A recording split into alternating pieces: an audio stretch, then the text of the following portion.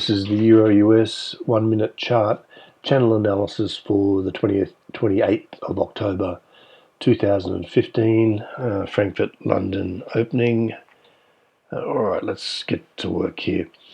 Alright, basically what we're looking for, despite the fact we're looking for channel projections, you can see here from this high, the lows pull back to it. So as the market breaks a channel, being that line there, entry orders are taken and the market will pull back to the contracts. As they go to break even, the price values will be sitting through here. So let's take a trigger based off here. So there's our entry order activated by this trade and the market runs off. Okay, if you want to analyze the channel itself, basically just click here. You're expecting a bounce through there and it should pull back to the 50% mark, as you can see there. Let me just tighten that channel up to the high. You see the 50% value is a good indicator for a trigger. Once the market pushes, let me just hide this channel, up to here, we're ending up looking for a take profit point. I would use the previous channel if you want to be very aggressive. There's the low. There's the failure point. We're looking for up here. Okay, but this is a relatively non-volatile. There's only one strong push here. I would refine my channel to look at this last channel through here. So I'll hide that initial channel. Remembering that there is your initial projection. Okay, so click down here, through here. Okay, we're expecting now the market to bounce around this zone. Now I'll put a line there, click, so that we can remember that location.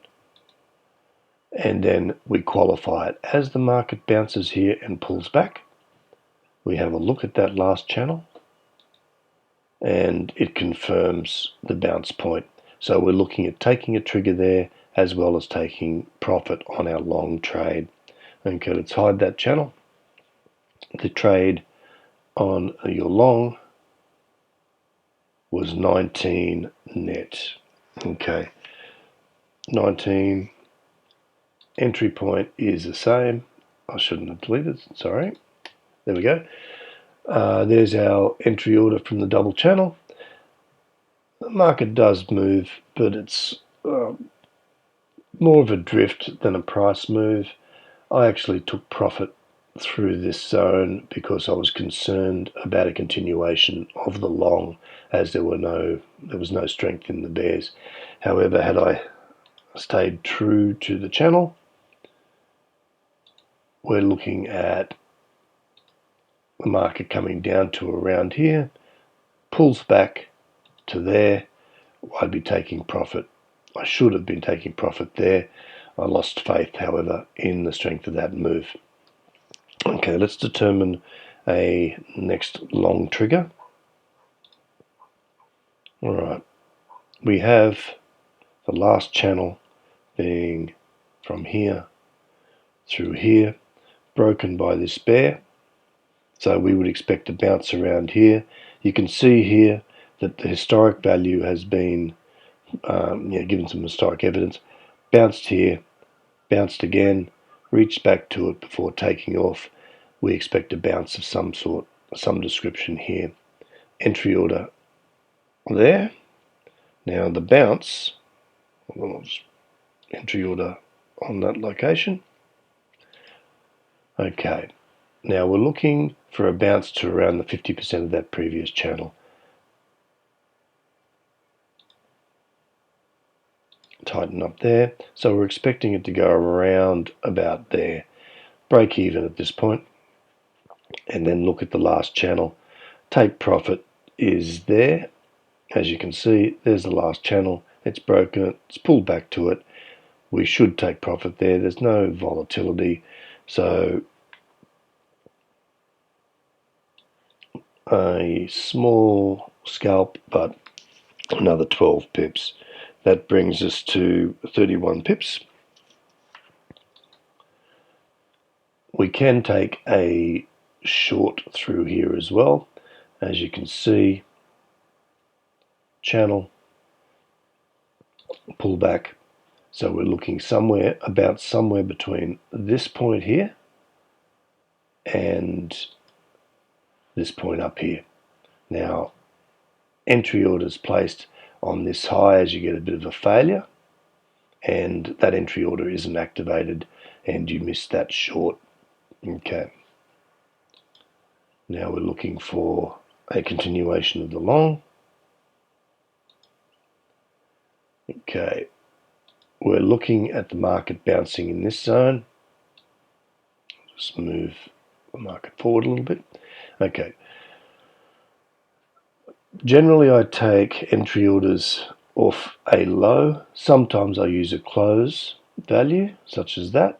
It really depends on the historic reference points through here. This is a messy, drifty night, so unfortunately, that entry order through there was not activated. The next activated order is down off this low, and there's the last price move. So I'll just put that entry order in place. Okay, I'll just determine the channel.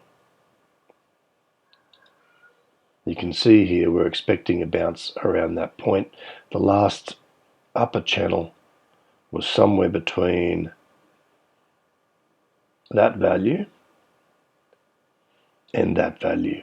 For triggers, we take the more conservative one, so that's the larger one. Going back in time, it's up to you whether you take this low or this low. Once again, it's somewhere in that range, so you don't necessarily want to miss the move every time. This one, unfortunately, it didn't come back through to hit it, so we're a bit more cautious in our entry order there. Determination of take profit now is C-click. Initially, we're hopeful of that. The market actually bounces here, and there's your take profit. So that is